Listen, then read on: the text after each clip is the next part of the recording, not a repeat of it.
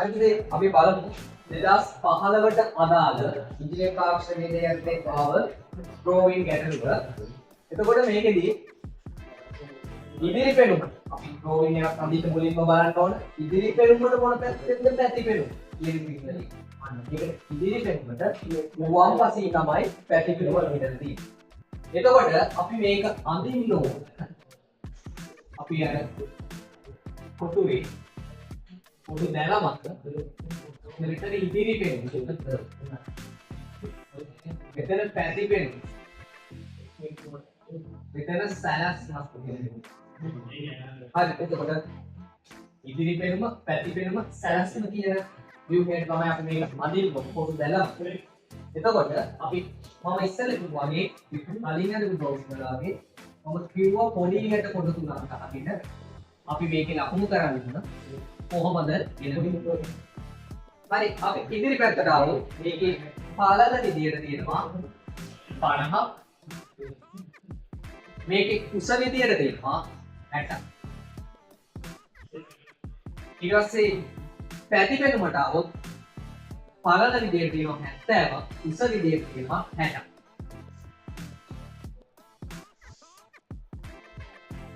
සැලැස්ම පැත්තට આવොත් අපිට සැලැස්ම බලන්න පුළුවන් වෙනවා. සැලැස්මේදී හරි 50ක පළලිනු 70ක උසකිනුත් මේක යුක්ත වෙනවා. එතකොට මේ ඩ්‍රෝවින් එකක් අඳිනකොට අපි ඉස්සෙල්ලා දැනුවත් වුණා වගේම තමයි මේ හැම ඩ්‍රෝවින් එකකම මෙන්න මේ පැත්තට ගහන රේඛා සහ මේ පැත්තට ගහන රේඛා මේක සමානයි. අන්න හැම වෙලේම අපි බැලුවා. එතකොට මෙතන 50යි, මෙතන 50යි. සැලැස්මෙත් 50යි. ඉදිරි පෙනුමෙත් පල්ල 50යි. අන්න මේකේ කුස වෙනවා 60යි. ඒ කියන්නේ ඉදිරි පෙනුම උස සහ පැති පෙනුම උස 60ට වෙලා ඒ කියන්නේ සමාන වෙලා තියෙනවා. හරි. එතකොට අපි ගණනය කිරීම පටන් ගමු. අපි එතකොට මුලින්ම කොටු දැල මත බෙදා ගන්න. කොට දැනගත්ත බෙදා ගන්න කුස මිනුම ගණනය කරන්න. කුස මිනුම ගන්න ඕන. මම ඒක ලියනවා කුස කියලා. කුස මිනුම තමයි ගන්න හදන්නේ. එතකොට අපි ඔයාලට ලබා දෙන දේ කොට දැලේ තියෙනවා කුස අතට කොටු 280ක්. ඊට 280ක්. 280ක් දෙන එකේ අඩු කරන්න ඕන.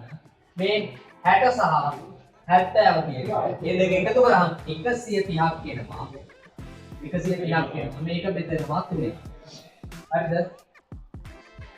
280 130ක් අඩු නම් 150යි. 150 තුنين බෙදුවා පස්සේ 50. මේ කියන්නේ අපි ලබා දෙන තියෙන්නේ මිලිමීටර 10 කොටස වෙනවා. ඒ කියන්නේ කොටු 5යි. අන්න අපි ඒකට පළල දෙමු. පළල දෙනුම ඒත් එක්ක ලබා ගන්න මේක පළලක තියෙනවා. අපි පොලේ මේ අතට අතින් කියනවා මෙන්න මේ 50 සහ 70 කියන අගයක් එක. ඔයාලට දීපු කොටලේ කොටු පළලට තියෙනවා මිලිමීටර 180. එකකින් අපි අඩු කරනවා. මෙන්න මේ 50යි 70යි කියන සංඛ්‍යා දෙක ඒ කියන්නේ 120යි. අඩු කරාට පස්සේ බෙදනවා අපි 3. එතකොට එන උත්තරේ 180 120 අඩු කරාට පස්සේ උත්තරේ විදිහට 60ක් එනවා. 60 ඉල්ලනවාම 20යි. ඒ කියන්නේ කොටු.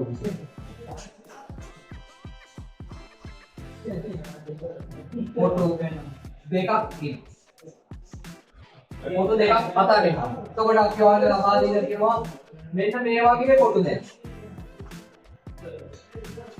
මේ වගේ කොටු දෙකක් අපි ඔයාලට ලබා දෙන්න කියනවා. අන්න එතකොට ඔයාලා මේ කොටු දෙක ඇතුලේ අඳින්න පටන් ගන්න ඕන. මෙන්න මේ කියන විදිහට මුලින් කොටු පහක් මෙතන ඉඳලා කොටු 5යි. මේ පැත්තේ ඉඳලා කොටු 2කුත් මේ පැත්තේ කොටු 2යි. මේ පැත්තේ කොටු 5යි විදිහට ඇඳලා මෙන්න මේ ඇතුලේ තමයි අපි මේක අඳින්න පටන් ගන්න. හරි අපි ඊට පස්සේ බලමු මේ ඩ්‍රෝවින් එක ඍජු ප්‍රක්ෂේපණය අඳින විදිය. හරි ඊට පස්සේ අපි මෙතනින් අඳින්න පටන් ගමු. මේ ඉදිරි පැත්තේ සැලැස්මේ මේ ඉන්න. එතකොට අපි ඉදිරියෙන් බලමු. අපි ඇත්තට මේකේ හදින්නේ විදුලි පන්දම් ආලෝකයක් එල්ල කරාම ඒ වැටෙන ගෙවනැල්ලේ ස්වරූපය තමයි. එතකොට අපිට එහෙම කරාට පස්සේ අපිට පේනවා මෙන්න මේ ඉදිරි පෙනුමක් හදින්නේ. මෙන්න මේ වගේ කොටසක් අපිට ඉදිරි පැත්තේ දර්ශනය. මෙවැනි කොටස. අපේ නිල් පැහැයි පාට කරනවා වගේ කොටසක් තමයි අපිට ලැබෙන්නේ ඉදිරි පෙනුමේදී. එතකොට අපි මේක අඳින්න ඕන. මම ඒක මෙන්න මෙතන ඔයාලා කොට දැලේ අඳින්න. මම දැනට අඳින්න අපිට. ඒ කියන්නේ අපිට 50ක් පළල 60ක් උස කොටුවක් ඇඳ ගන්න.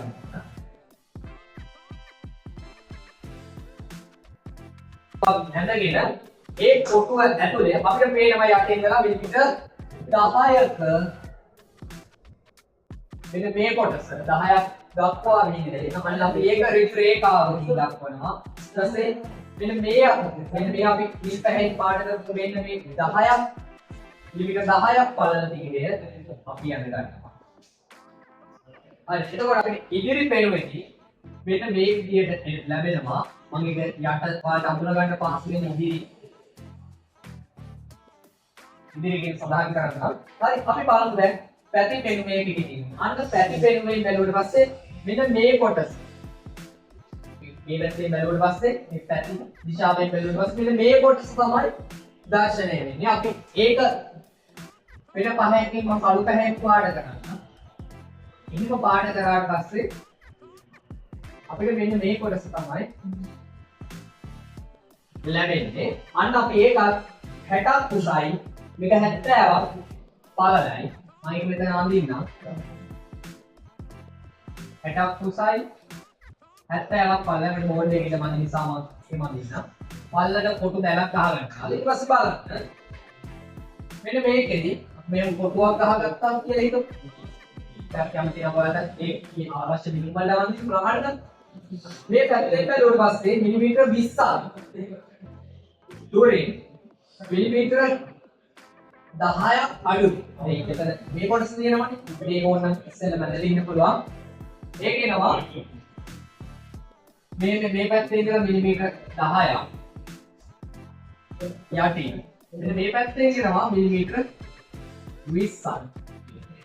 එතකොට අපිට මේ ඉතිරි වෙන වැඩි වෙන රේඛාව මකලා දාන්න.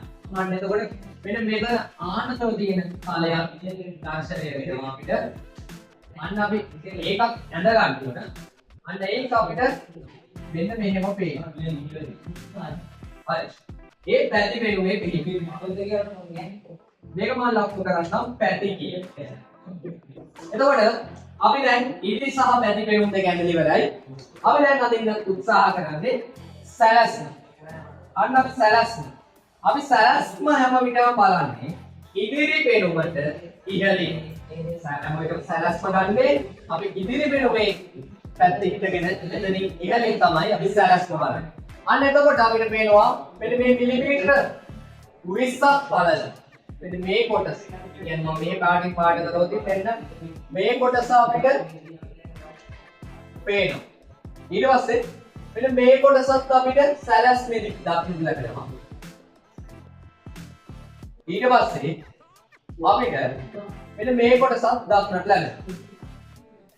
අන්න සැලැස්මේ එතකොට මිලිමීටර් 20ක් දුරින් මෙහෙම මේ කොටස මිලිමීටර් 10ක් පළලට ඊට මෙන්න මේ කොටසත් අපිට මේකේ දක්වන්න ලැබෙනවා. අන්න ඒක අපි සැලැස්ම විදියට නම් කරනවා. මේක සැලැස්ම.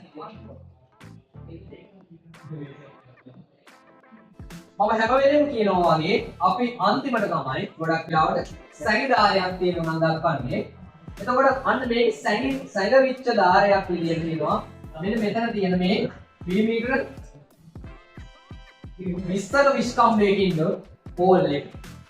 අන්න මේක තියෙන්නේ මෙන්න මේ 10ක අර දිගිරයන්ත් එක්ක මේ පැත්තට 20ක් මැදට දෙන්න.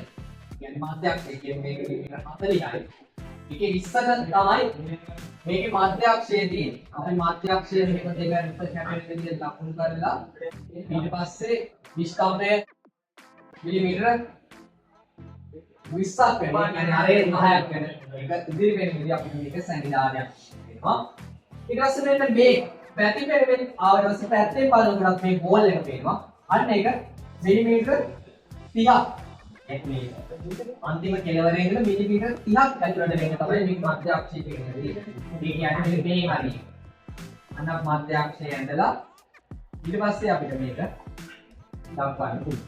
අන්න ඉරිසා පැති පෙනුම් වලදී මෙන්න මේ හෝල් එක සැරිදාරයක් විදිහට නමුත් සැලැස්මේදී අපිට මේක හරියට අඳින්න පුළුවන් විස්කම්බය මිලිමීටර 20ක් වෙන්න සහ හරිය 10ක් වෙන්න අඳින්න පුළුවන්.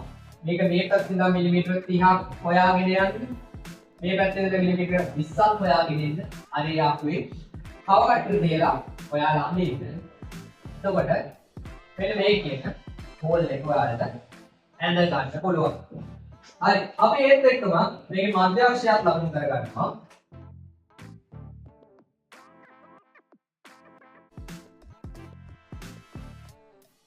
හරි එතකොට අපිට අන්තිමට තියෙන්නේ මේකේ මිනුම් දාන්න.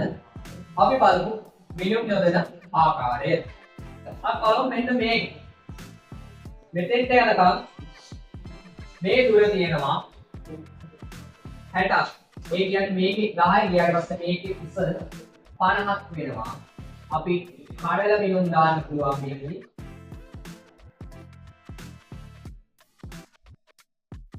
මේකට යොදනවා.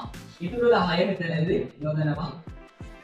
මම ඔයාලට කියලා දෙන්න තියෙන විදිහට ඊටන වලින් යොදන්න ඕනේ. මේක 10 එතකොට 60. ඊට පස්සේ මෙන්න මේ පැත්තට ගෙනියන්නේ. අපිට ඉතිරි පෙළුමේ මිනුම යොදන්න පුළුවන්. මෙන්න මේ විදිහට මේ මධ්‍ය අක්ෂයට යොදන්න පුළුවන්. එතකොට අපි ඒ විදිහටම මධ්‍ය අක්ෂයට මේකේ පළල එන්නේ 50යි. ඒ කියන්නේ 25යි විදිහට අපිට මේක යොදන්න පුළුවන්. අන්න පැති පෙනුමට ආවට පස්සේ අපිට බලා ගන්න පුළුවන් මේකේ මම කියලා දෙනවා එකම මිනුම දෙතැනක යොදන්න උත්සාහ කරන්න එපා. අන්න අපිට දාන්න පුළුවන් මෙන්න මේකේ මධ්‍ය අක්ෂය මිලිමීටර 30ක දුරින් තියෙනවා. ඒකත් අපි ලකුණු ගන්න පුළුවන් මධ්‍ය අක්ෂය මේ පූර්ණයේ මධ්‍ය අක්ෂයට එන්න මිලිමීටර 30ක් තියෙනවා. අන්න ඒ 30 දක්වනවා. ඊට පස්සේ මෙන්න මේ පැත්තේ මෙතන ඉඳලා මෙතන දුර 70ක් වෙන්න තියෙනවා. තව 40ක් අන්න ඒ 40 දක්වනවා. හරි ඊට පස්සේ මේ පැත්තට අපිට කෙලින්ම 60 විදියට දක්වන්න. අපි සැලැස්මට අපිට පුළුවන් මේකේ මෙන්න මේ මිනුම මෙතන ඉඳලා මිලිමීටර 20ක හෝල් මේ අර කියන මෙන්න මේ කොටස මිලිමීටර 20ක් පල්ලට දෙන මෙන්න මේ කොටස අපිට ඒක දක්වන්න පුළුවන් 20ක් විදියට සහ අපිට මෙන්න මේ කොටස ඉතුරු වෙන මේ කොටස 50ක් විදියට දක්වන්න පුළුවන්. ඊට පස්සේ අපි සැලැස්මේ මිනුම් යෙදුවොත් අපිට දක්වන්න පුළුවන් මේක 40ක් සහ මේක 10ක්. අන්න එතකොට මේකේ මිනුම එනවා. එතකොට මේක ඉදිරි පෙනුම මේක ප්‍රතිපෙනුම මේක සැලැස්මක් විදියට අපිට මේ විදිහට මිනුම් යොදන්න පුළුවන්. ඒත් එක්කම අපි මෙන්න මේ අරය ලකුණු කරගන්න ආර සම ඉස්කම්බේ 20යි 10යි. අන්න එතකොට මෙන්න මේ 2015ට අදාළ ඩ්‍රෝයින් එකේ මෙන්න මේ විදිහට තමයි ඔයාලා ෆොටෝ දැන මත නිර්මාණය කරන්න ඕනේ.